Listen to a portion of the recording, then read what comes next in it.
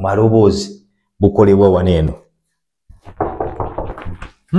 Zak family porridge. Zak family porridge.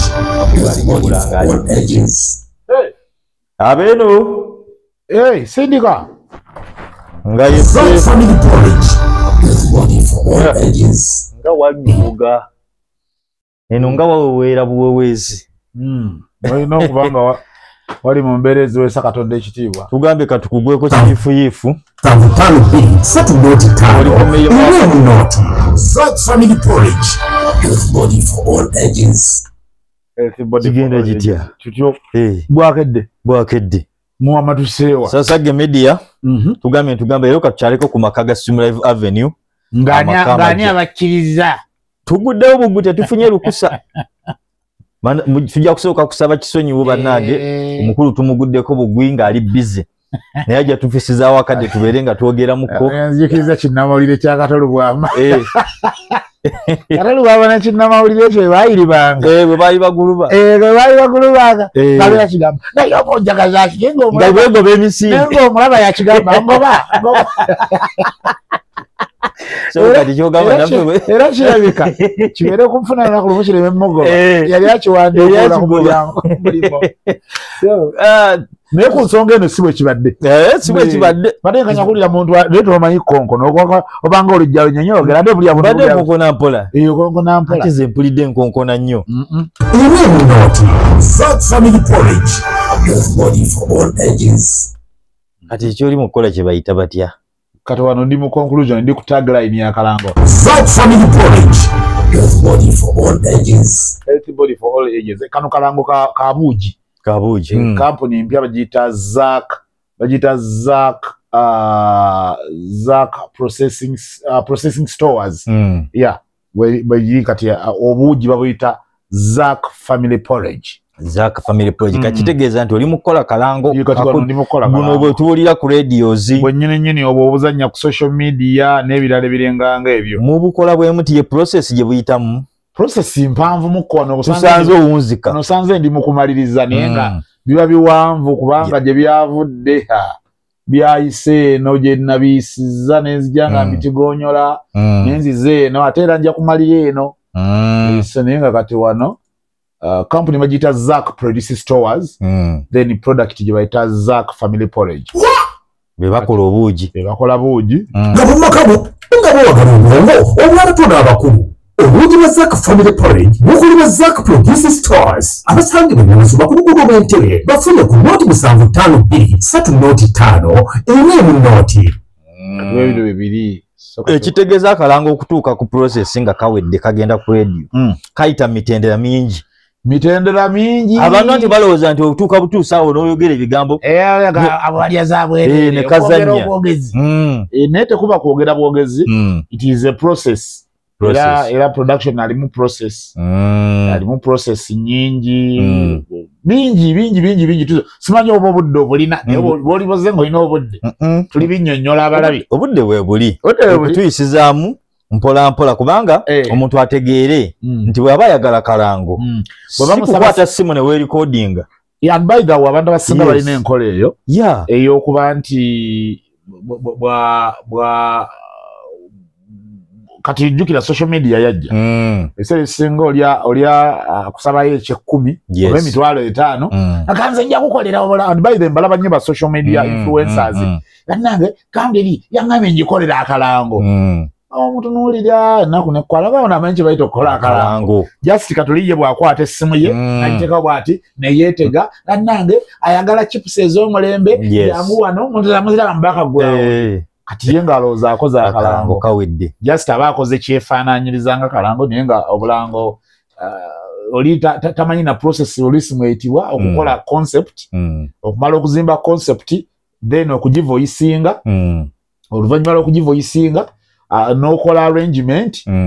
then n'otandika serious production kubanga wona waliwo emirimu mu processes zonna z'empisemu waliwo emirimu emingi then after that n'okola production that production process eya okujjamu omulimu mubiri byonna by'obeera ozogenda oyiya n'oyiya ebigambo n'oyiya angle then n'ofuna wordings nozuwa ango noga kati then notandika omulimu ogwo that computer work kati nga bolaba bino bwe biri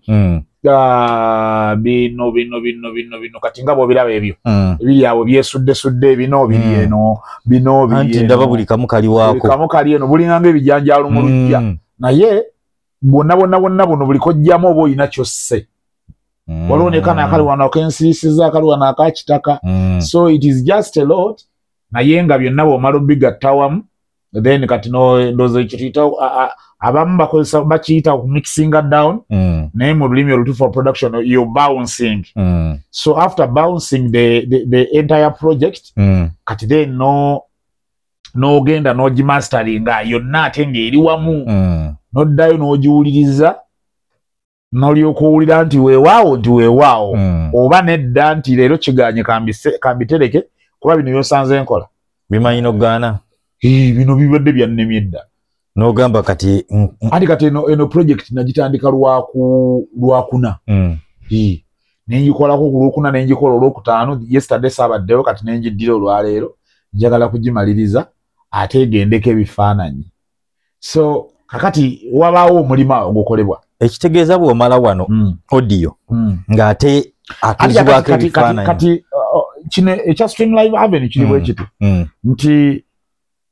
ebintu byetukola production gwe tukola business z'abantu nga tuziranga brand zizona zitukolagana nazo ez'amaanyi ne zitandika eziri virgin mu byonna tusooka kukola well mastered audio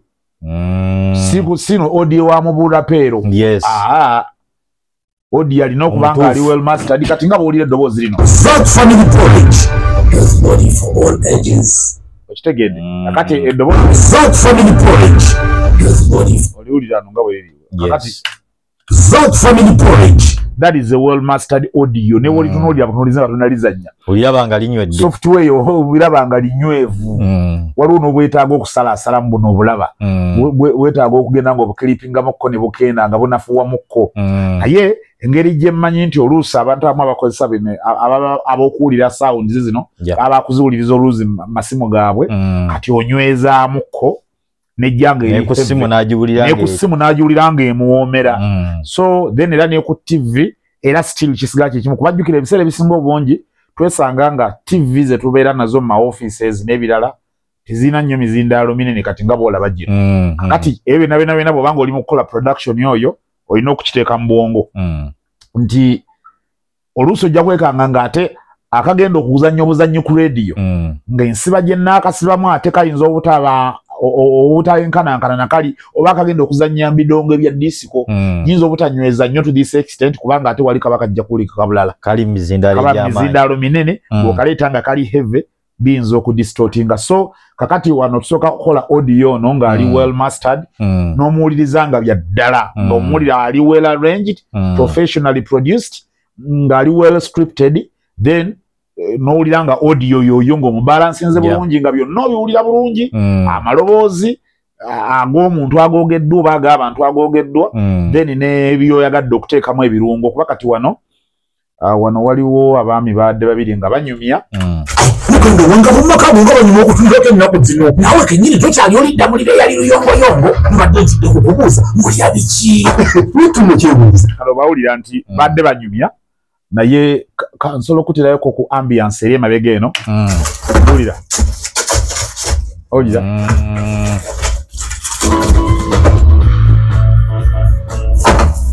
afiiru okitegeera so kakati there were some activities that were going on bw'oba owuliriza owulira nti tebabadde dormant badde balina bye bakola oba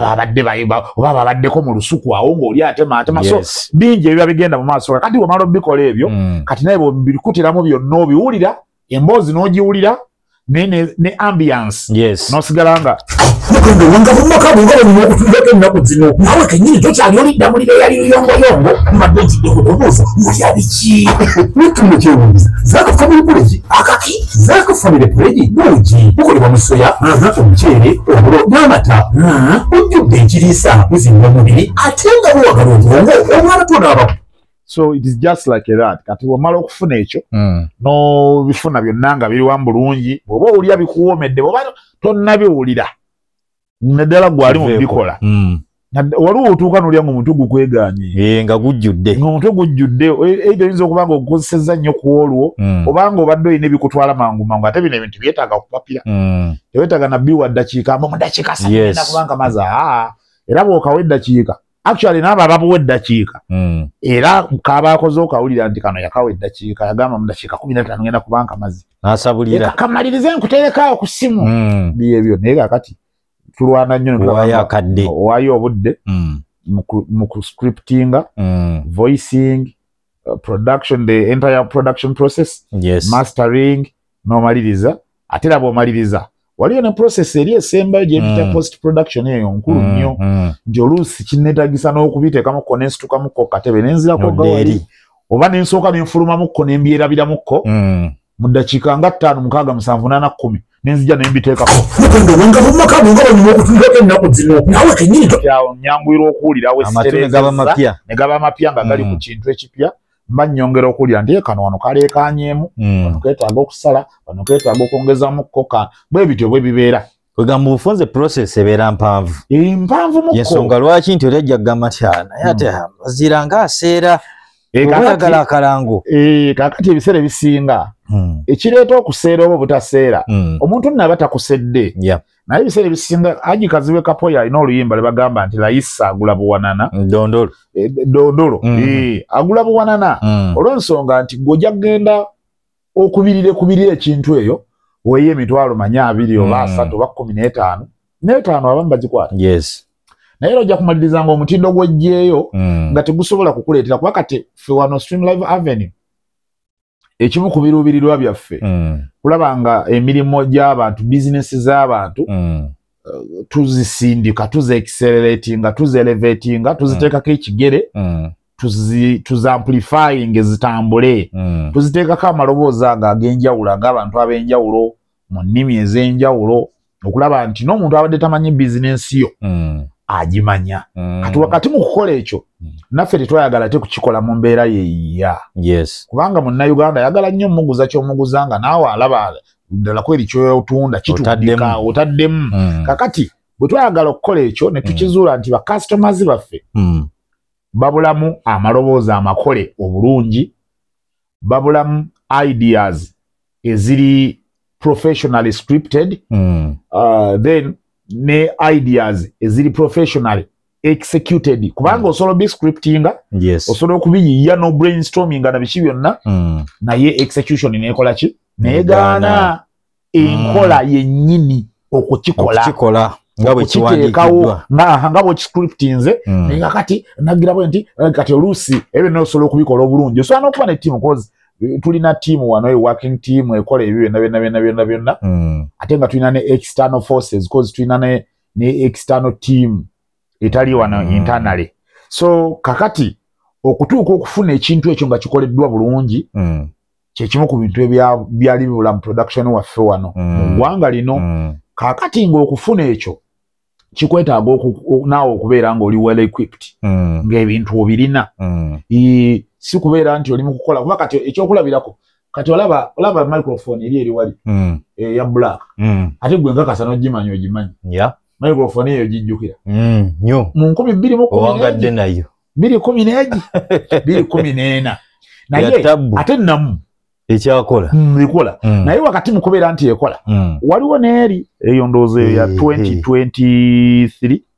kosti eyo yaddi ndowooza 2023 kakati zonna we ziri sikudiibuuda sikudiibuuda kati ekyo kyennyini nga bw'okyogedde omulala bw'ayinza okukikola ki okukiraba naye lwaki sikudiibuuda nti oluusi tubeera ne concepts ezibeera nga zijja kubanja abantu babiri omulundi gumu saagala kuyimiriza wali ate onaayimirira eno ng'amwogereramu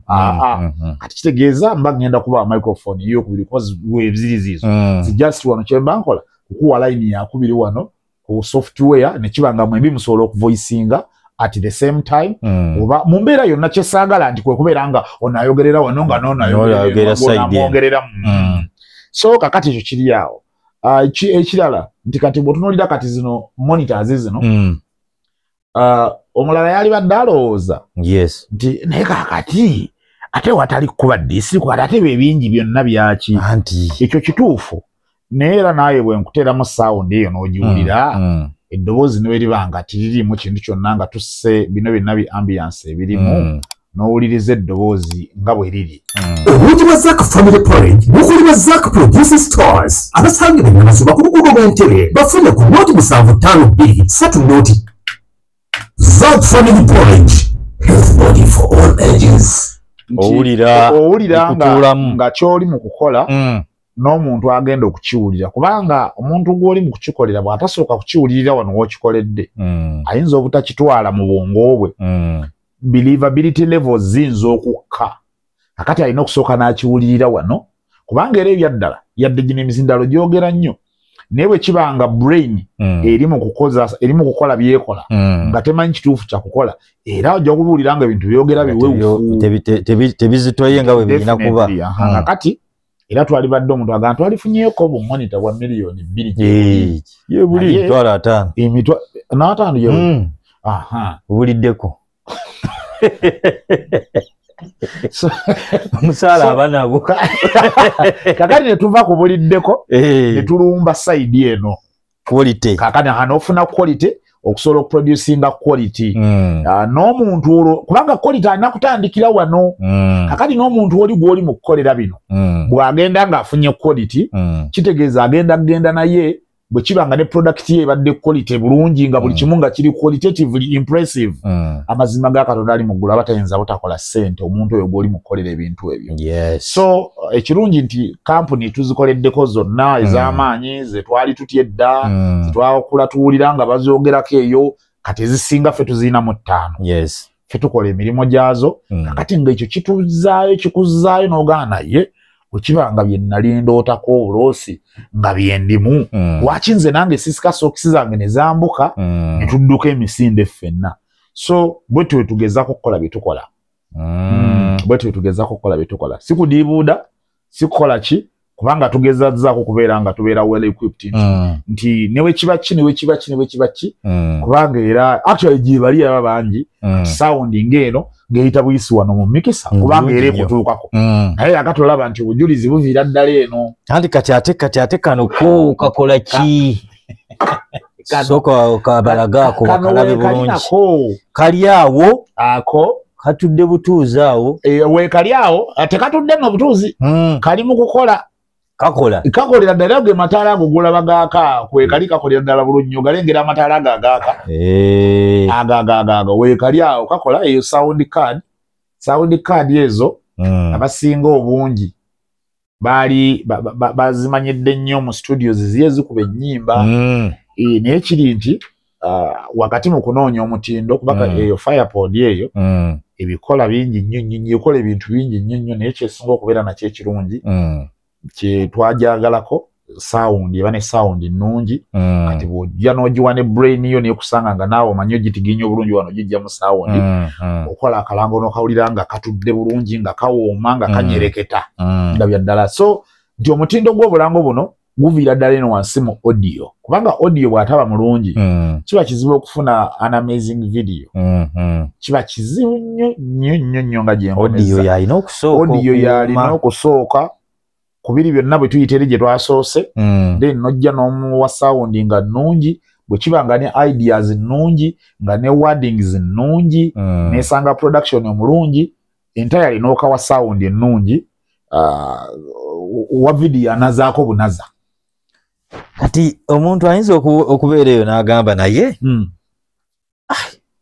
aziira ate ebintu byonna okukwata omusimbi omuyitirivu ennyo kuba buli kintu ekiri wano kya bbeeyi tukkirize tugaane kuviira ddala peeni yennyini ya bbeeyi okitegeera kubanga si ya bulijjo kati essente zonna oba nsusse nakulesaawo kati nedda kati kanoko ke ka bulijjo ennyo si ka bulijjo buli ekiri wano kya bbeeyi naye okuggyako essimu essente zonna n'ogamba kati kangula emizindalo ono RSF gwe muzindalo egikyasinze egimu kugisinga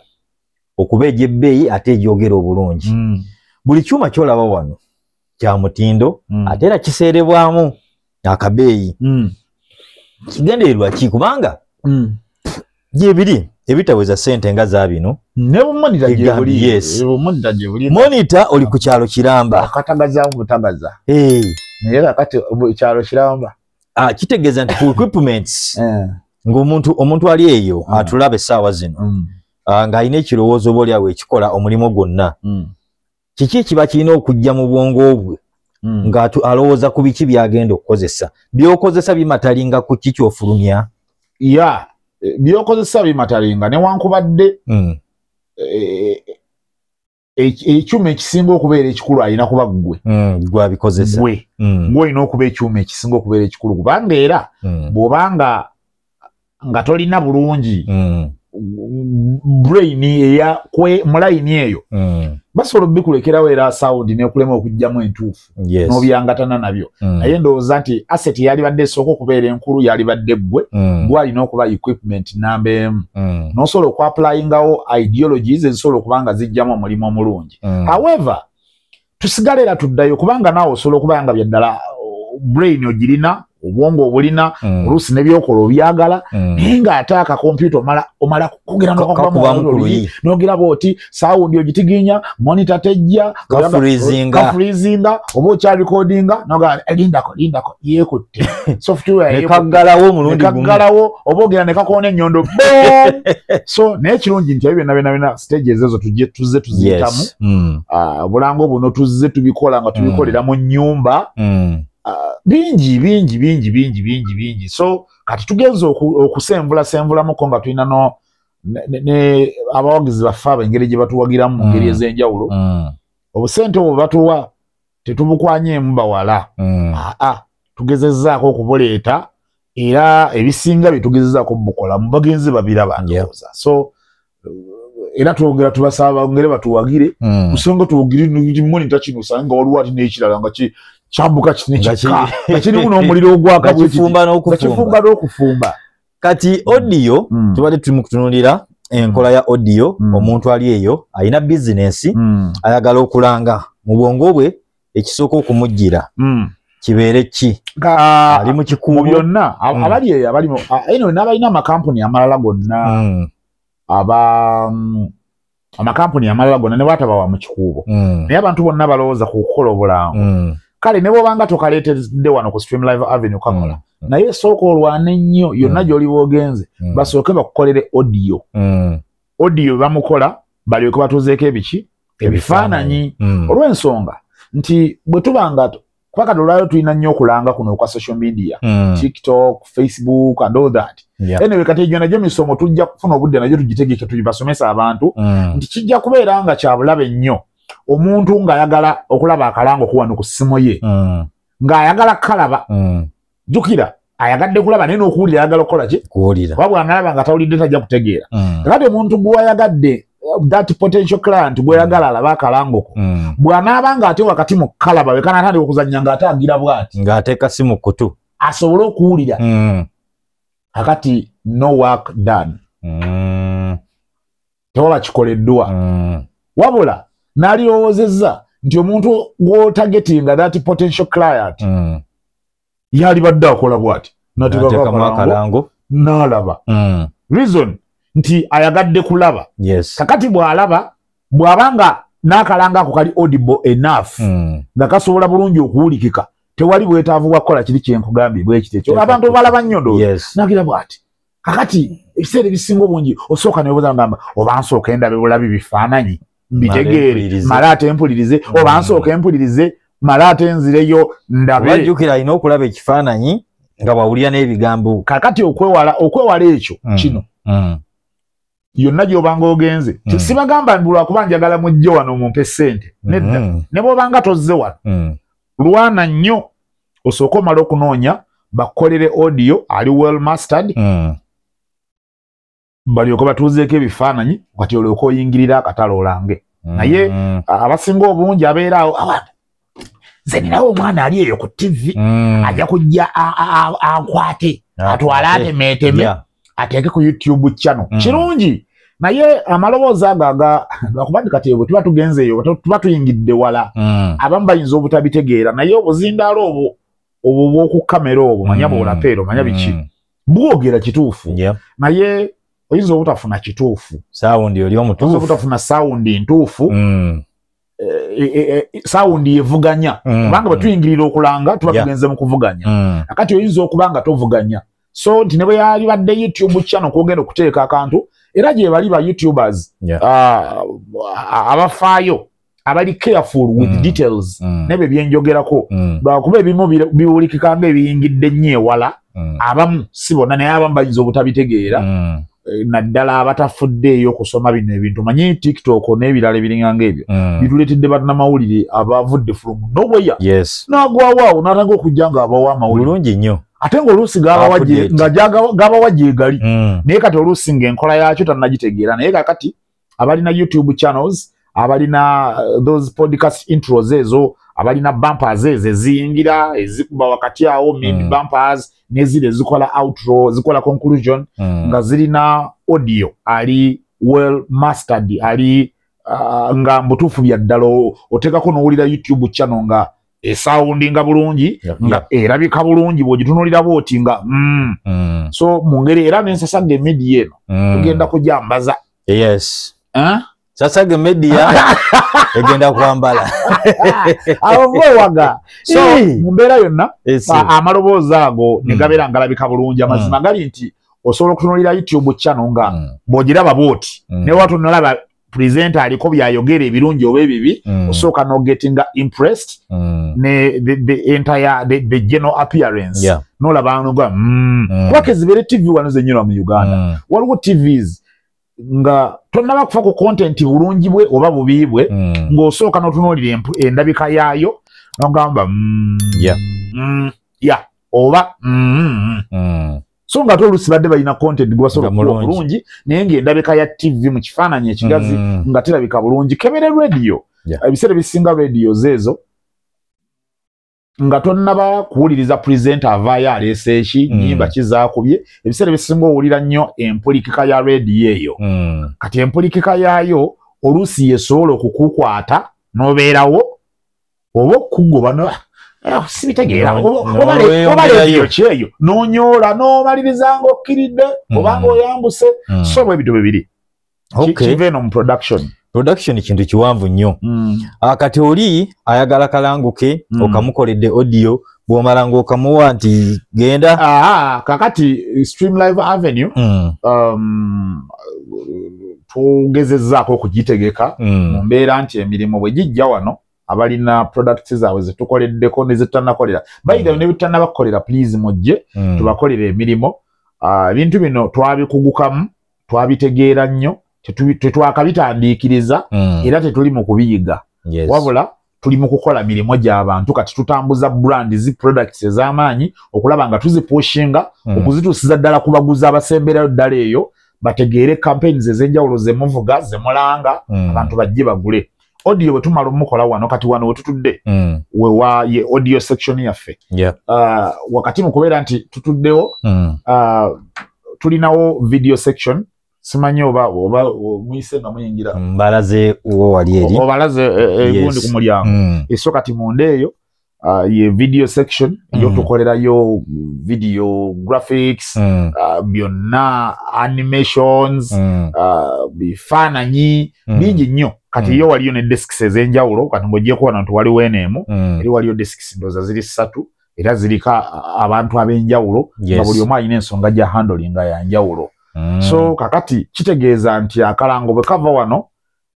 kavaawo kajjuvu okujjako nga gw'ogambye nti nze njagala munkolere audio yekka oba ng'ozze ogambye nti audio muleese bamukoze kati munteereko bifaananyi kyokka era yadde omuleese bamukoze ebiseera ebisinga siyinza kumukkiriza kugendako bugezi bifaananyi nga simaze kumuteekako munnankani wano kuwulira oba omutindo kyekyo then waliwo era n'obulango bwe bakola nga bulimu ebintu bingi byetaaga oluusi okusuula nga tibigasa oluusi nga standard length nga epadde n'etabuka then nga kigenda kwetaagisa okubaako byokwatakwatamu oba ng'ebyo byonna standard length nga biri oke naye ate ng'omutindo gwa sound oluusi gubulamu kati n'oba ng'olina okukakwatamu kkono baako gy'okayisaamu keno oluusi naye kakola agenda okuddamu kukawulira ng'akawulira kasawundi nga bulala kubanga ebiseera ebisinga obungi abayakola akalango akoma waategeera kakati naye bwakawulira nga waliwo yakakuttemu ne katyuninga n'akatyuninga kamunyumira abata yayagala bagazi nti kaleme kutuukayo weyakoma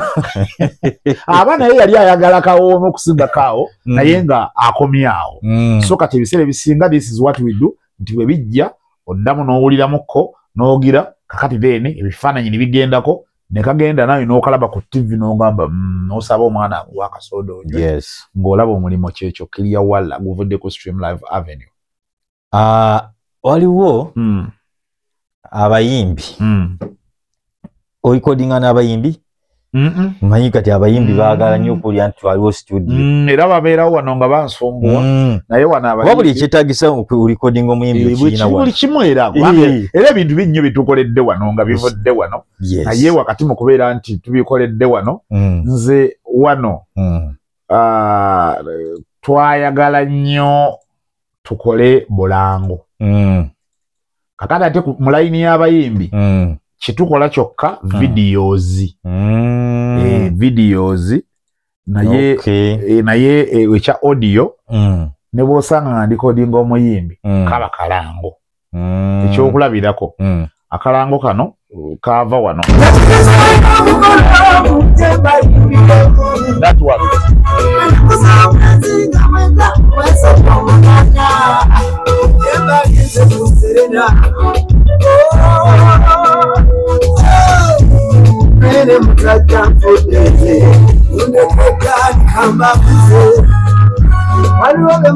kati ako kaava wano ako kakolebwa wano okuviira ddala ku kigambo paka from scratch ekitegedde paka kalango kuggwa byonna byali bya wano then ne kano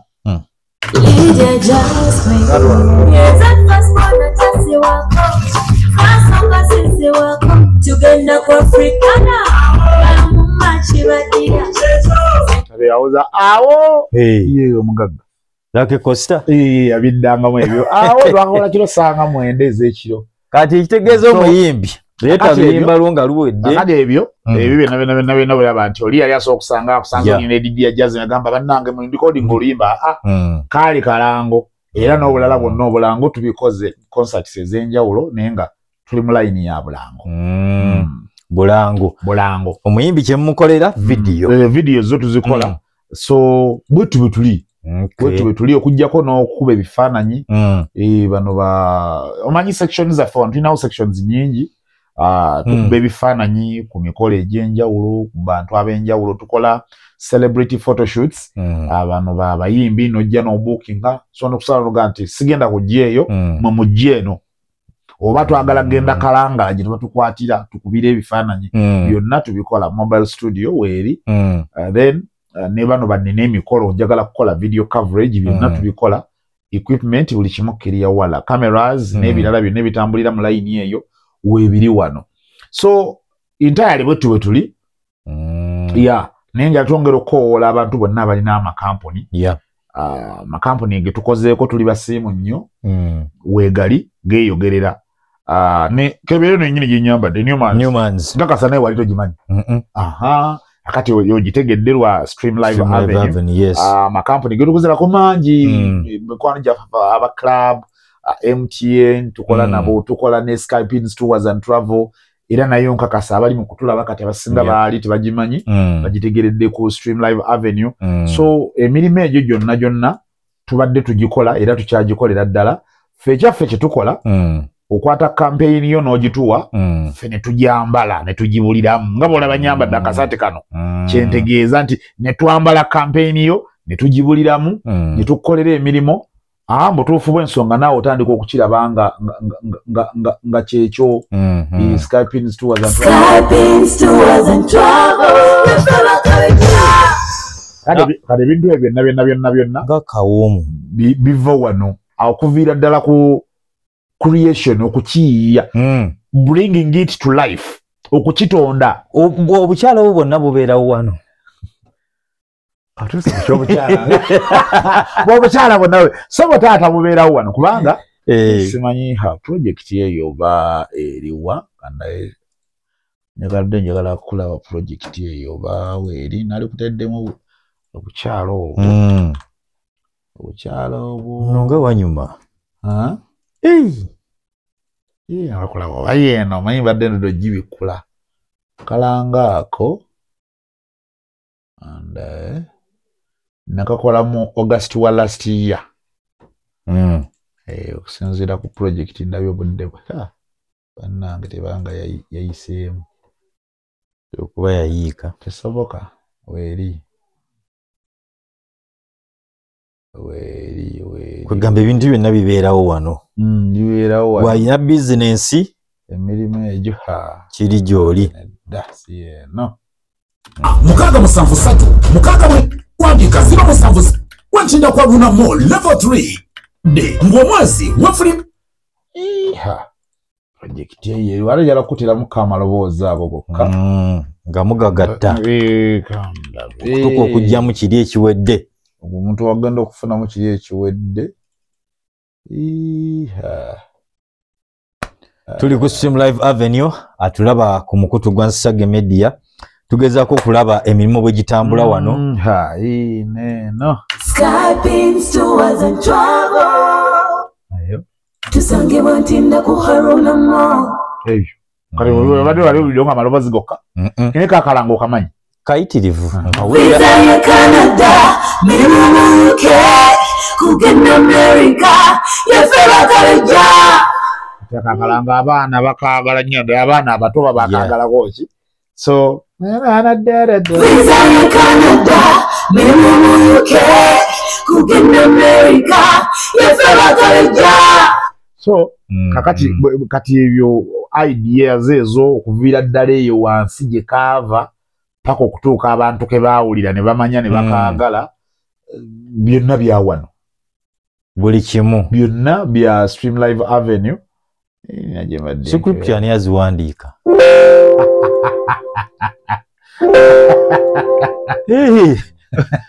omuntu ali eyo ayinza okuba gamba naye Canada, mirimu UK, kugenda America, yafera kaleja. Ekituwa kyali kubonanya nekigusa kugoberera eggwanga mu mawanga ga Kaleja n'okufuna emirimu gi Kaleja Western Company Kaleja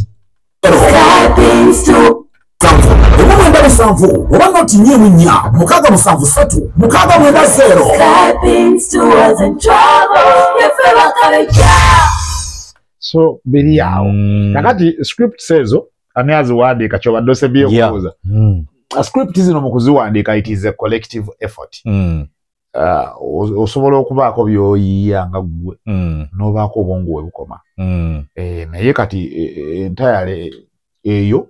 nagiwandiika nzekka nagiwandiika nzekka kozi nijjukira kalangako okutandika obiya nalina ku mafuta nali ndimu kunywa mafuta nzijjukira kati ninyo kamalo muzeyi Sematimba iye sebo nkulamusiza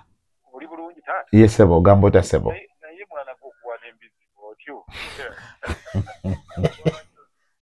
muzeyi Sematimba kati nsobola kukozesa bigambo ki kubanga mention ya client ajagala bwatyo nagambye ntya sebo nina chembe ani kwenyezo kola waliwo abana bejja bekayunga eno okulambula masiro ndowooza nja kukubuulizaako enkya nkuwe feedback sebo olubiri ndowooza mbadde benjagala kubaleeta nja kukubuulizaako enkya era nkuwe feedback enkya ye sebo kale mukama wa nyanza sebo so kati script zino omanyi okuyiiya olina kusooka genda mu a free world tolina kweteekako kkomo olina okubanga ogaziwa paka yonna gy'olowoozaako neyootalowoozangako kati bwe baatuwa assignment y'okukola akalango kano nze nga bwe gambye saagala nnyo bintu byakupapa neewa obudde ne ntandika okulowooza butya bwe kabadde cause obulango bwa Skypings amazima gali nti bungi butukoze wano bungi Skyping tours and travel. kati awo twakirana mu bigolo buli nga sinaba kubiwawula tibinaba kuwagalwako kufuuka kuba kati awo ako kennyini keekano Skyping tours and travel. keekano nga kakyali kabisi walinga kakyali kabisi kalina kikagamba ggwanga so kakati being nti obulango bwa Skypins bungi butuukoze kati nga oteekeddwa naawe okutakula omutwe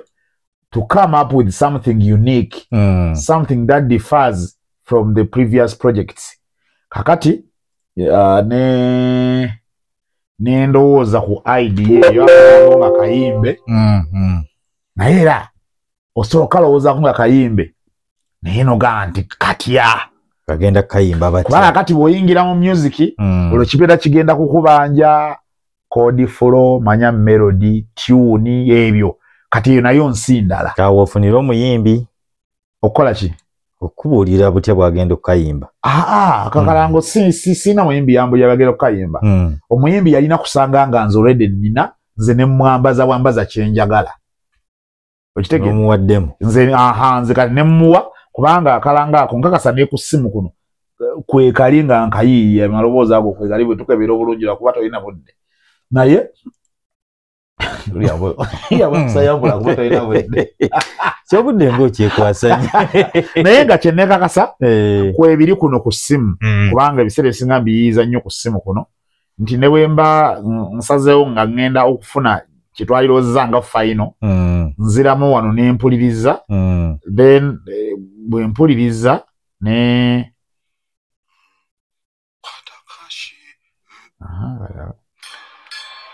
mulamwagwe gwatambulira alabika kali wano akayimba kasuna kati atonda kano nalinako enjiyi ate akalala naye kano ko ka biseera bino kati kitegeeza kano kali wano wansinsi ate ako nako kalaleera olinga muyimbi nidde bya ddala bibeera bya ddala kati ate nina abayimbi tugira nti ate abayimbi abasinga ennyimba bagulangule kati ate nze kati buno bwekubanga kuyimba kati ate wano nze mbazira tonede erwayita kubaka kati wano mba ndi mu kuyiiya olira bino kati eno nali ndi mu kulowooza ku idea nga mpulidde nga alina ekukubo nga ntambula kati the final thing kati kaliwe kati ndowooza kampulire it goes like it is kati ate awo nali ndi mu kuyiiya kalango ka Jaaluna nali oli munga munene biba bingi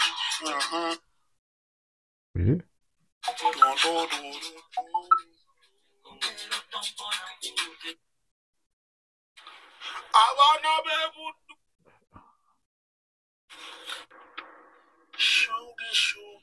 awo nali ndi mu kukola akalango ka Sofiraavu alina kampuni osooka kuyiiza eyo mpola mpola kakano Sky paints tours and travel. mu kubiyiiya Sky paints tours and travel.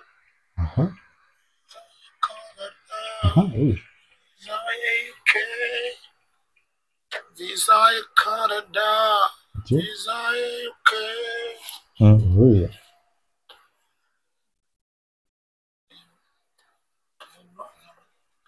Desire Canada.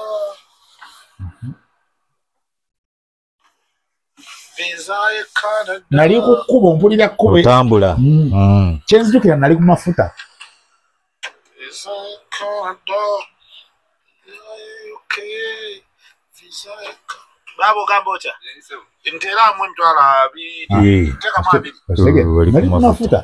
Desire Canada. Desire UK. obwongo bwese wulira layini weeva Sky Pins Tours and Travel. Sky Pins Tours and Travel. Visa Canada. Visa Canada. Mimo mu UK. ako ke katuufu ako ako ke natwala ako Kugenda America. Yefeba kabejja. Sky sente nga mulya za kutuyana kakati bino kati ekyo okusinziira ku nnaku z'omwezi wano nakakola bino nabirikodinga nga 7 Juni 2024 yes kyokka ate akalango wano ulaze nabikola mu gwa 8 kitegeeza emyezi emeka ebiri kati oli nga akawulira nga kamunyumira nga agamba abo balya za bwereere okitegedde kumbe owaddeyo obudde kati ate jjukira kati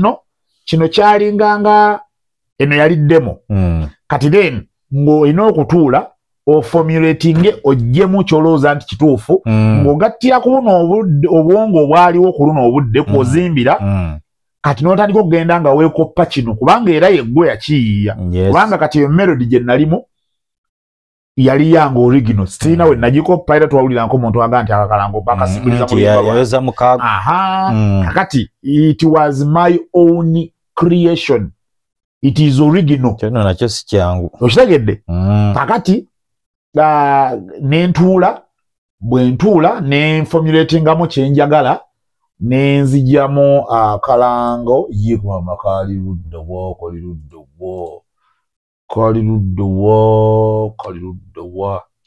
kalanga ako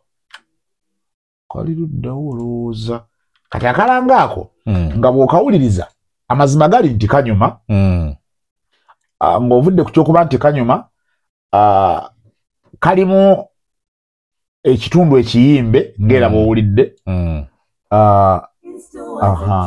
kati kakano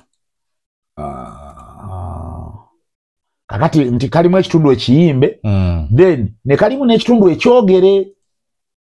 kalimu announce oli ajja nattaanya anyonnyola ensonga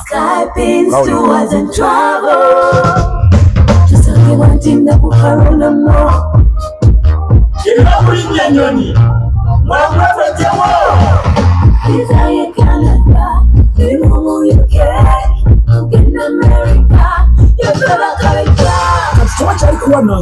kakati eri paati ewedde kakati ate paati eno nayo ndala kati ono yembazira tone gwe bamanyi ono kati gwe bamanyi abali mu kutulaba n'abawuliriza bino gwe bategeera kakati jjukira era we yatandikira kati bo balowooza we yatandikira kumbe kuva eri yewuuyo kakati jjukira obulango buli obwali busoose bwa Skypins obwasooka bwonna bwali bwogere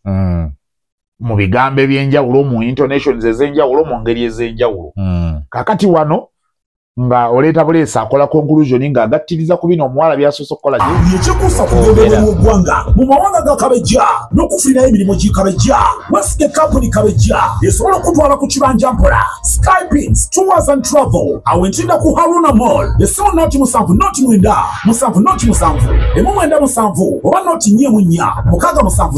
3 6 9 0 Skypins Tours and Travel kabejja.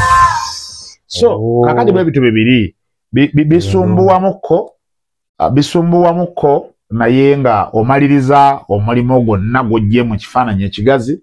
gwe gusalawo kati oli omuwala bwe yamala okuyimba wali n'oteekamu ebidongo kakati kuba mpuliddemu n'ebidongo kakati ate ebidongo kakati ero bannange mpulidde ero wagenda wabbawa ebyokunnyonnyola bingi naye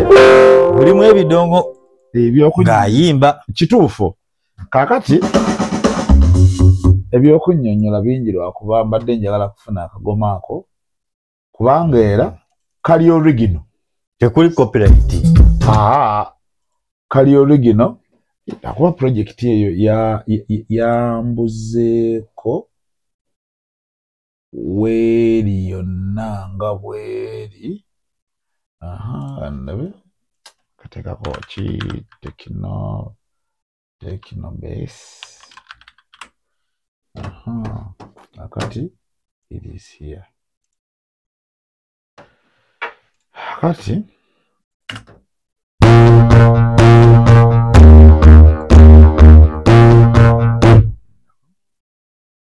kizindalo nga kyogera kya sente kiringe gundi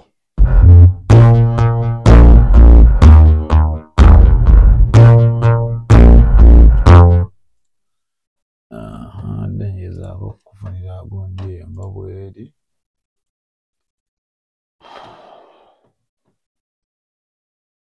nza n'okuba yeeno wano akati sounds ezo buli kintu kyowulira mu kantu ako kya mu kizimbe muno kyawano teri kyava bweru era tekuliko ali alejja nagamba nti akati ate oluyimba lwangawo nebana ne bokateeka ku YouTube kalioketeliko copyright egenda ate nze nsobola okukakwata kubanga bw'okawuliriza kakati bese yalivugiramu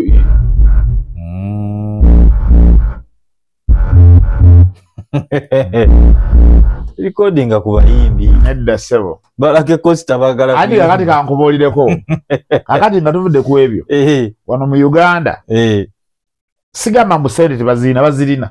naye teri muyimbi asobola kunsasula ssente ze nakulira kalanga ako ebyaddala taliiwo sigamba mbu bazirina naye okuzimusa bazikuwe okusinziira bwe bakimanyiira bwe kibeera nti ajje ku studio asasula obutitimbi ako kawuliddeko kakalanga okawuliramu gyekali mwekaliira akuba tokawulira kangakuteremunakuba kali wala kati wano okawulira kali kokka yakawulira gyekali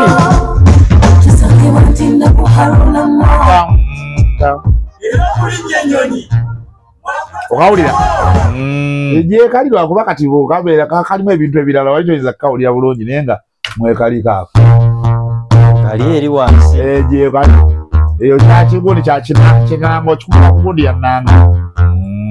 biva muno bikolebwa wano factory eri wano obadde ki gyebayita Stream Live Avenue byonna ebintu ebyo so bibeera wano kitegeeza nti production yenna byonna biggwera wano yes biggwera wano so bwe kitu bwe kiri bwe bitu bwe biri kitegeeza ku kya production wano tewali kuyiyiriza mukolera ddala ekintu kyogamba sebwata gobo otunabo oti okubalwadde ng'oyingira wano walabyewo ekirimu kyefaananyi yadde kiriraanye ku mboozi y'okuyigira bali abatetenkanya of course gye bali naye kati omuntu alina okufuna enjawulo twagala kutetenkanya emirimu gya bannayuganda kubanga twakimanya nti gyali kyagiremye okutambula kwetetenkanya ne tusalawo ne tugamba buli kimu katukiteeke in place tukole ebintu bino bitambule so ab'amakampuni gonna agali eyo mulina campaign zammwe ziganye okutambula tulina a lot of promotional ideas tulayinga promotional strategies making sure to ensure nti business yekola ki itambula creating awareness brand visibility nebeera okubanga ebiseera ebisinga ekitutta abantu abasinga babeera n'ebintu nga birungi n'abanga atunda amandazi ge malungi naye nga talina bwagateeka ku mudaala abantu gakola ki kugamanya nti gali malungi kakati ekyo awo fe tuyingiriramu nga Stream Live Avenue okwalayininga ne tukukolera promotional strategies ne tuzilayinga ne tukakasa nti amazima ga Katonda ali mu ggulu campaign gyoyagala okuvuga egguka tusobola okuyambako era okubanga amakampuni mangi tugayambyeko okulaba nga tutuula ne tu brainstorminga kati wasinga wali amaanyi gaffe nti lwakuba ebirumu olusi tetubiranga naye amakampuni agasinga getukoleddeko gamanyi bwe tukola byetukola then n'okuyambako ddala okuteeka mu nkola ebyo byetubeera tu scriptinze byetubeera tu brainstorminze implementation yabyo ne execution yabyo we are always in position and in place to help. Okay. Yeah. Kati nga tuwunzika waliwo abantu abalina business olinga agamba nti okulanga nangira kikasita nkola nyinawo abangulako kakati omuntu yenna alina mindset eyo omuntu yenna alina mindset eyo obuba bwavu bwaba ali mu kunoonya oba bwamubuladda kubanga wano tulina amakampuni ge tukuze tulaba nga gamaanyi nno okuviira ddala we twakulira paka kati nga geeyongera bayongezi kuba gamaanyi naye nga kyebayita kulanga tegajjangako kigere actually nga buli kadde gabeerayo ne campaign empya buli kadde wabawo campaign empya buli kadde so in that way omuntu yenna ali mu kulowooza okuva ku kulanga eyo nsobi manyi okulanga kuli fane abantu abasinga batamanyi kulanga bwe kutambula na bwe kukola how effective okulanga is or okulanga can be nti oli agenda n'ateeka akalango ku radio tugeze katuli mu mwezi gwa kusatu n'ateeka akalango mu March wano we tuli n'alinda essimu ng'alaba tevuga. Essimu alaba tevuga. Ate nalanga siraba ate bwe kati oluusi n'akyawa ne radio eyo oba TV eyo oba YouTube channel y'omwana nga byeddala omwana omulimu agukola. Yes. Naye tugeze mwasaninga contract ya myezi 3. March, April, May. Notuuka mu May nga gwako no pulling off. Then after pulling off nobeerawo kati oba oyingiranga mu gw'omukaaga ye June. Nezitandika okuvuga nezivuga kati ogenda okusanga omuntu atamanyi bintu bino nga tagamba kati laba wali ontwalira sente zange nga nnanga ku YouTube yo oba ku TV yo kati amasimu nga gavuga. Kakati bassebo ne bannyabo abatamanyi ensonga yakulanga nti ebiseera ebisinga obungi omuntu asobola okulaba akalango ku TV oba ku YouTube channel oba ku radio. Ye kyakola kiri kimu n'awanulamu ssimu n'agiteeka mu ssimu ye n'asirika. Kakati bwafunira obwetaavu obwa service yo wakubirira. Kati gwe client waffe omulungi atamanyi bintu byakulanga ng'otandika okulowooza mbo luli sente zange mwaziryanga TV yammwe yali sente zange oba radio yammwe kakati ku ssaawa eno n'okugjayo bulango nabujjayo kati essimu zivuga. Forgetting nti essimu zino ezivuga kati influence eva wali emabega we tuvudde. Wabadde alangira ku YouTube channel y'omwana essimu baazifuna naye oluusi lulinga kubanga ebiseera ebisinga obungi that potential buyer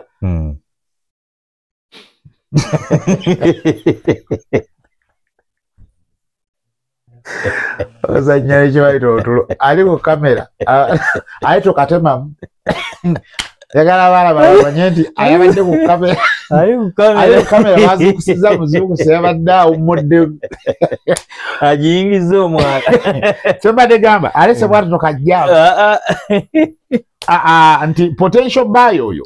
asobola okufuna akadde waafunidde ennamba yo mu kalango oluusi nga tali financially ready kujja kugula. Kakati oba nga financial abadde alyokke naye ng'obwetaavu tebuliiwo mu budde obwo. Kakati nga kyagenda okukola agenda kufuna ennamba yagiwanulemu agitereke. When need arises akube ajja agule oba mulemagane naye ng'abadde akubye. So kakati bannaffe ba clients baffe oluusi abantu bemuwa businesses aba TikTokers, ba YouTubers, Facebookers, radio stations, TV stations tugezeko kubeera patient era nnyongera okubajjukiza okulanga tekulimba. Okulanga tekulimba. Yes. Ekirala mulekeraawo okuteekayo ebirango ku radio oba ku TV oba ku social media, YouTube, TikTok and all that ne musuubirirawo immediate results. Kibeera kikyamu nti ebiseera ebisinga obungi muteeka pressure ku balanzi nga ye ogugwa agukoze naye ng'oluusi and there are some clients ng'oluusi ne bimutunda bannange nga tibitundika.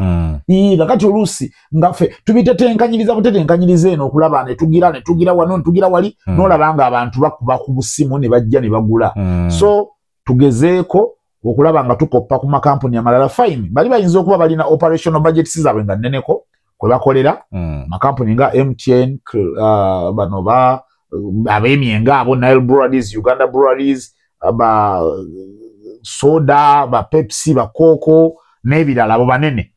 naye era tebatandikanga banene kyava mu kulemezaako kigere balemezaako then after that persistence. Manyi persistence egenda nnyo n'ekigambo consistency.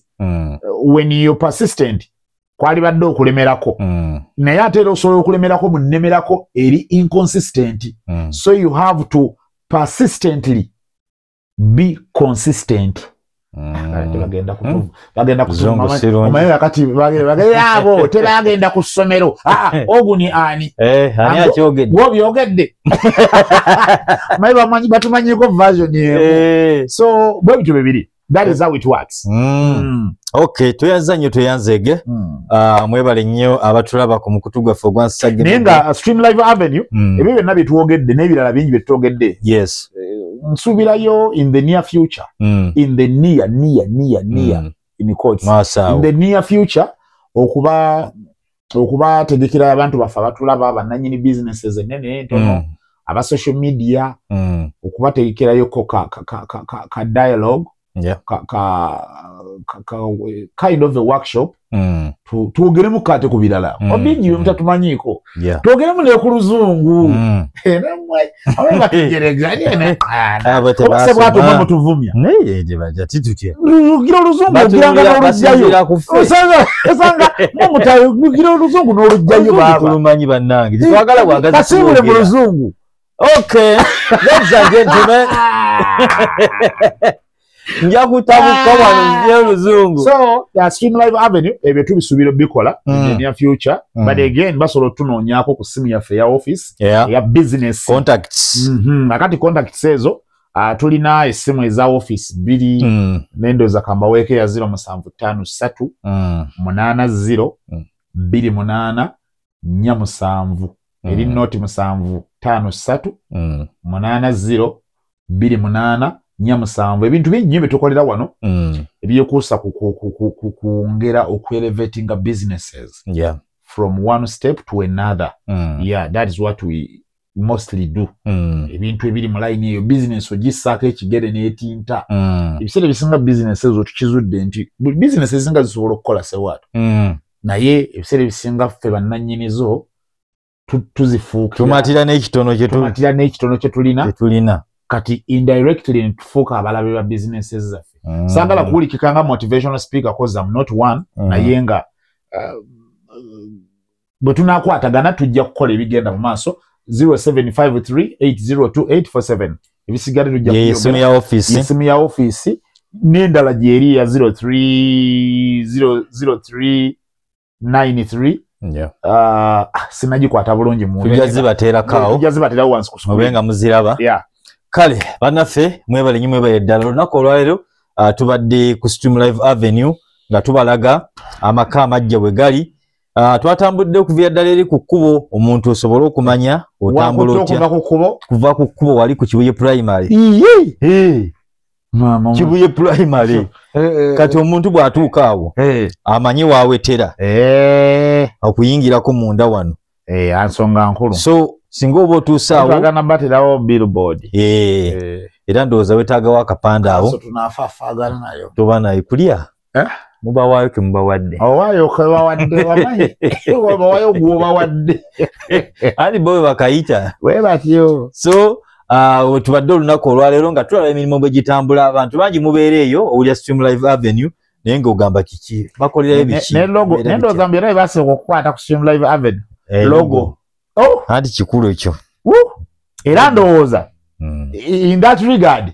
twagukuba mu katimba bulungi nnyo gwanywa logo bagimanyi anti njagala okutegeeza ne bwobeera ludda misinde so mukama tumwebaza nti buli kimu kitambula bulungi n'abali eyo mujje mutulabe ndowooza abantu bakkirizibwa okujja okulambulako wano ku naye lwakuba ate bwobayita wamanyi olabajja tobayise bajja zipaakinga awo okulambula kale bajje balete business balete business bw'oba oyagala kulanga totya tikagamba nti ate katono kati wano bingi nnyo nga bigambi byetukola byetutayogedde byetutayogera olw'obudde nti businesses z'abantu zonna ezisinga zetukola wano tubayambako okubaguidinga okubawa guidance ku butya bwe basobola okuyingirira okulanga media house ki product ki media house ki kubanga era ne media houses ezo nazo mweziringa ku nsonga bweti yobolanga media house enesobola okuyambako akati ate era netuyingira n'emunda media house eyo kale tugere tunoonyese bwato oyo okitegeera kuba ekirungi nti Stream Live Avenue fe abagirimu era kati tubagambe ekimu bimanyi nti already dynamics zonna tuzikola ki tuzimanyi era olaba kakati awo tulina okunoonyako ku radios eziri e Masaka tulina okugendako ku radio Buddu tulina okugendako ku Centenary Radio nti olwa campaign eno okitegeera ebyo nabyo tukuyambako okubigendamu okugenda mu details ezo ne tuyingira munda eyo ne tukuyambako client sente yo nerema kufa because wano kimu ku biruubirirwa nti njagala nnyo buli omuntu sente ye gy'aleeta ku Stream Live Avenue alabe weeraze kalate n'ebyo kati yo na consultation n'okubiyambako bikola ebyo tubisasuza bibeera ku eyo na package eri kuziri sente ntono zoba osasudde eri ate muli balungi naye katumalire ajja kwasa kamera kati sebo basaba abantu bakamera baddezeemu egundi ali ku kamera tuzukusa muzukusa mukowumo weekend anange